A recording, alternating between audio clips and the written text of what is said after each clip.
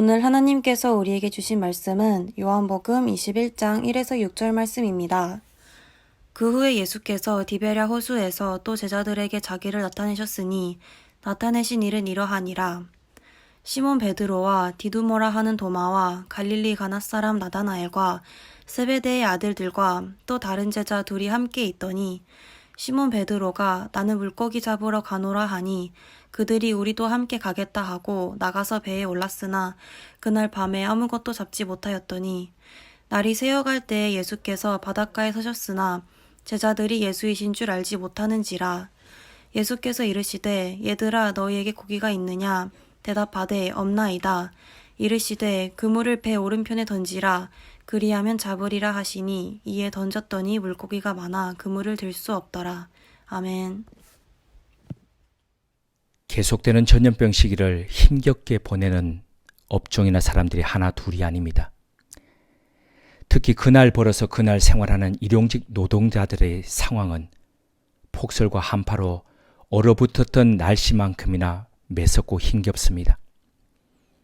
인력 시장에 나와도 2, 3일에 한 번 일거리가 생길까 말까인데도 추운 날씨의 새벽 인력 사무소를 향하는 일용직 노동자들의 일상이 남일 같지 않습니다. 저 또한 20대 중후반에 새벽 첫 차를 타고 인력 사무소를 찾던 기억이 새롭기 때문입니다. 꼭 노동이 아니더라도 어떤 일을 했는데 아무런 소득이나 이익이 없이 일이 끝났을 때 그것을 허탕이라고 합니다. 이러한 허탕과 헛수고가 반복되고 지속되다 보면 사람이 허무에 빠지기 쉽습니다. 그리고 이런 허탕, 헛수고, 허무에 눌리다 보면 아무리 건강했던 사람도 비관적 염세적인 색조를 띠지 않기가 쉽지 않습니다.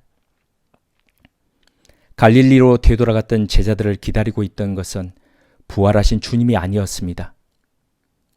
가족, 친지를 비롯한 고향 사람들의 싸늘한 시선이었습니다.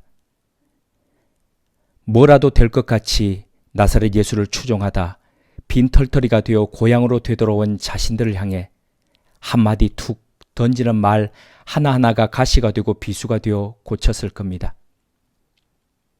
아무리 예수님은 부활하셨다고 해도 어떻게 그 사람들이 믿어 주었겠습니까? 정작 예루살렘 마가의 집에서 모두가 모인 가운데 예수님을 마주했던 제자들도 믿지 못할 정도였으니 말입니다. 그러니 갈릴리로 오신다던 예수님이 얼른 짠하고 나타나셔서 일거에 사람들의 불신을 불식시키고 자신들을 향한 호의가 급상승하기를 얼마나 기대하고 바랬겠습니까?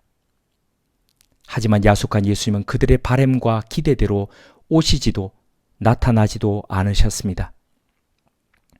지난 시간에 말씀드렸지만 이런 상황에서 베드로가 다른 제자들을 향해 툭 던진 말 나는 물고기 잡으러 가노라 는 이 말은 단순히 낚시나 그물질을 하겠다는 뜻이 아니었습니다.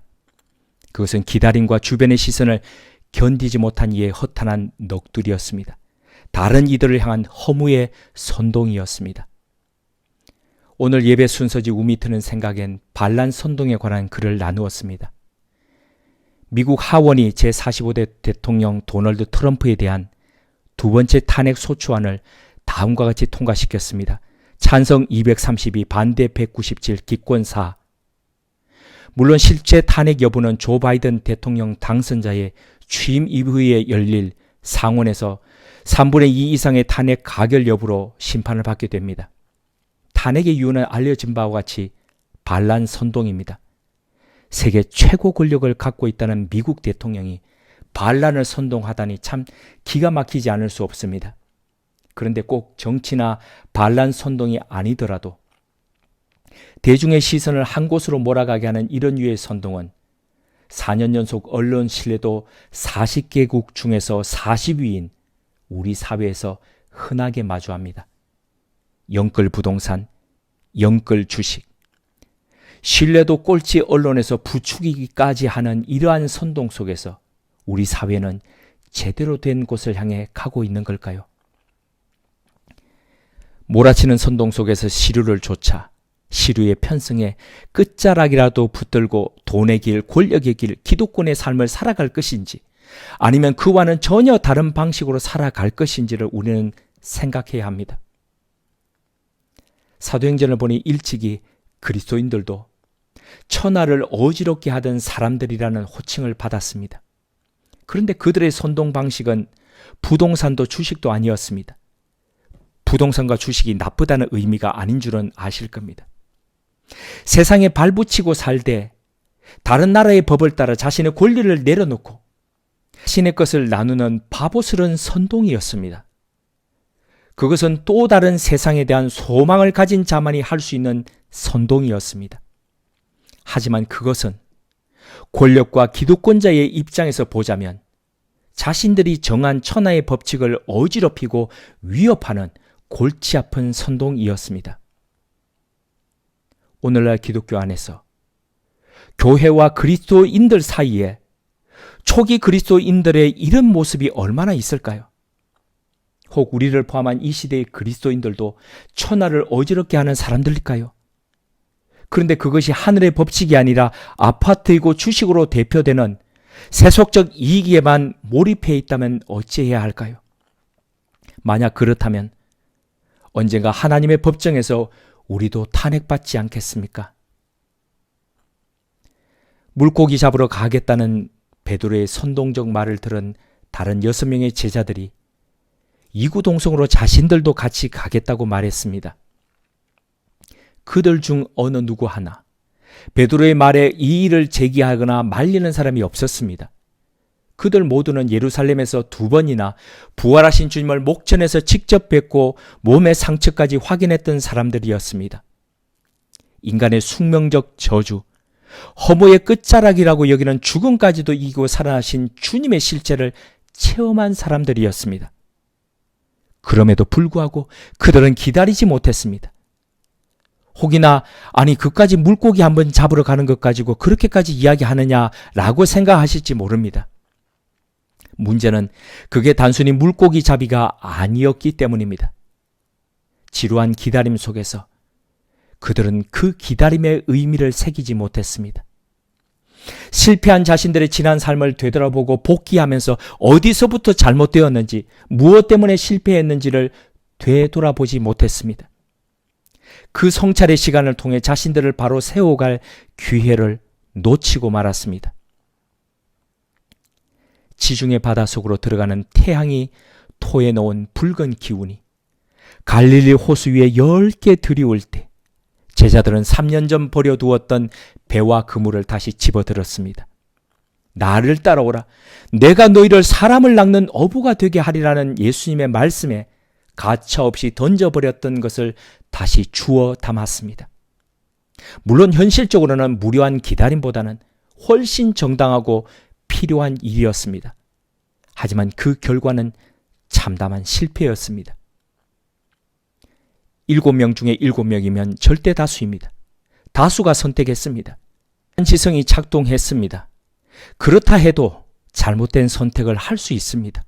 그래서 필요하고 해야 하는 것이 분별입니다.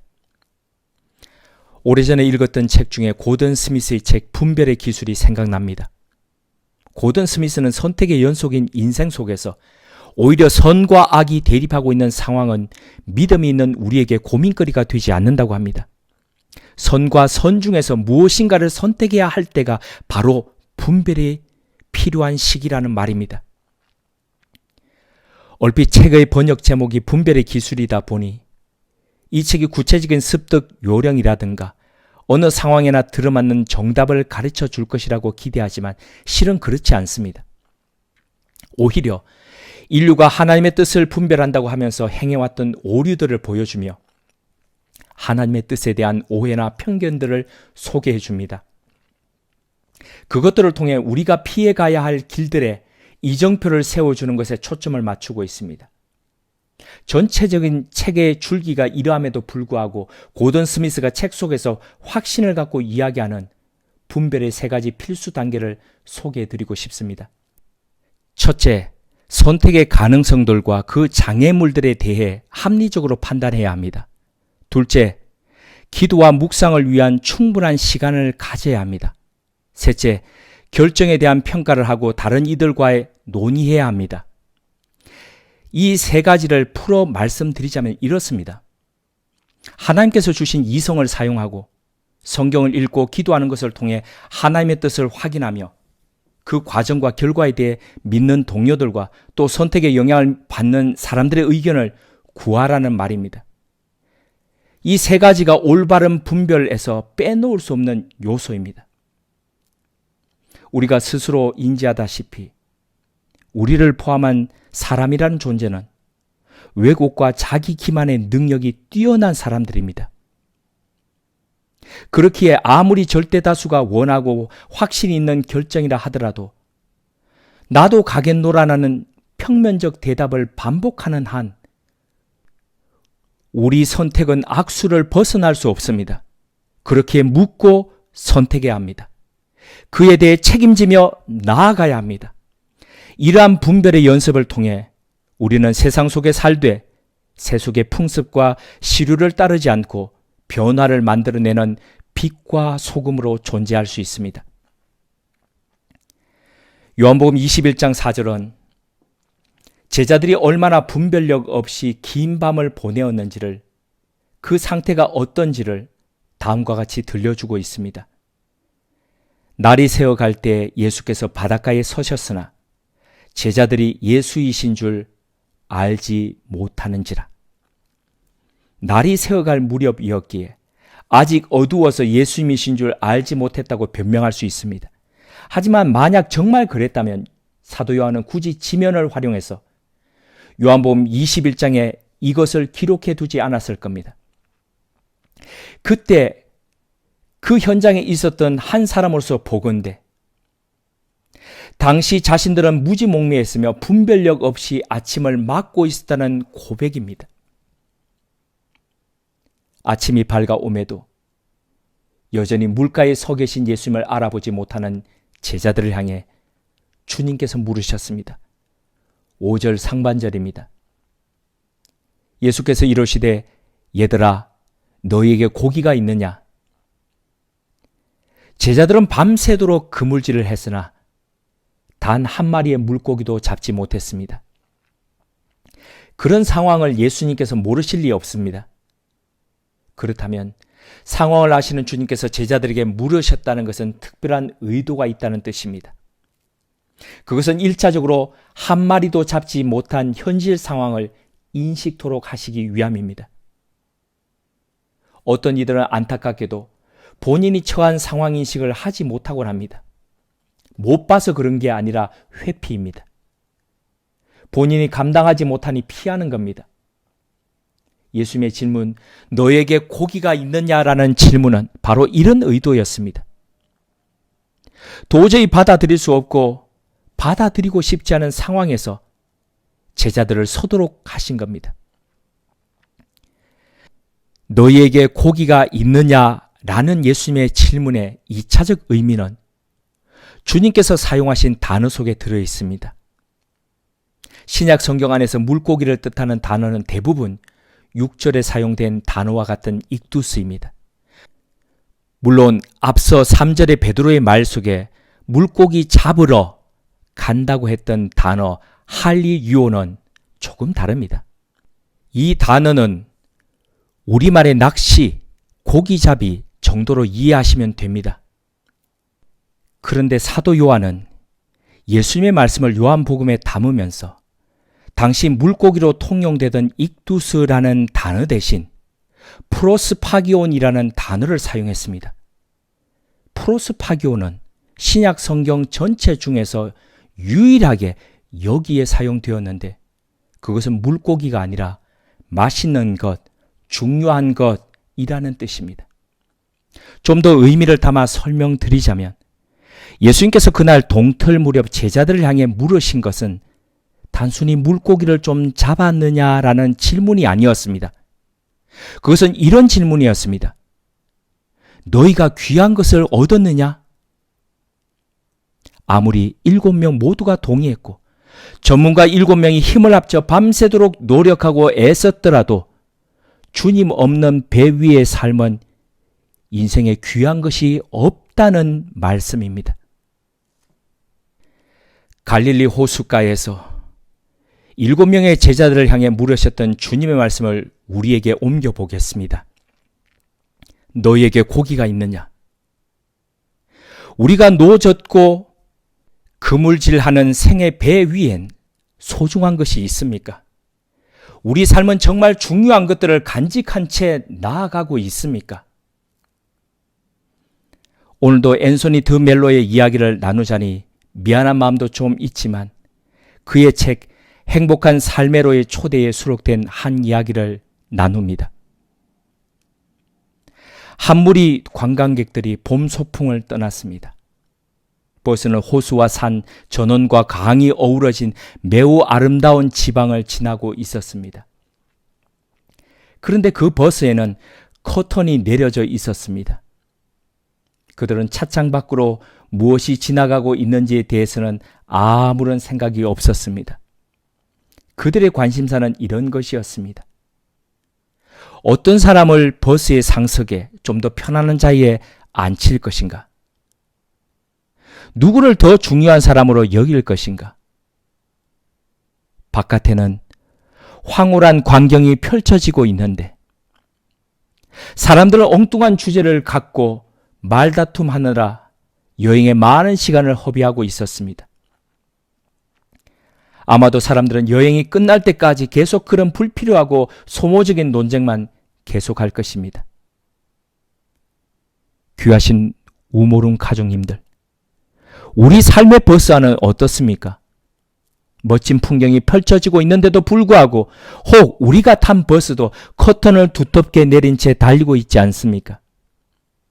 정작 중요한 것은 놓친 채 누구를 더 좋은 자리에 앉힐지 등 허탄하고도 허무한 일에 열정과 마음을 쏟고 있지는 않는지요.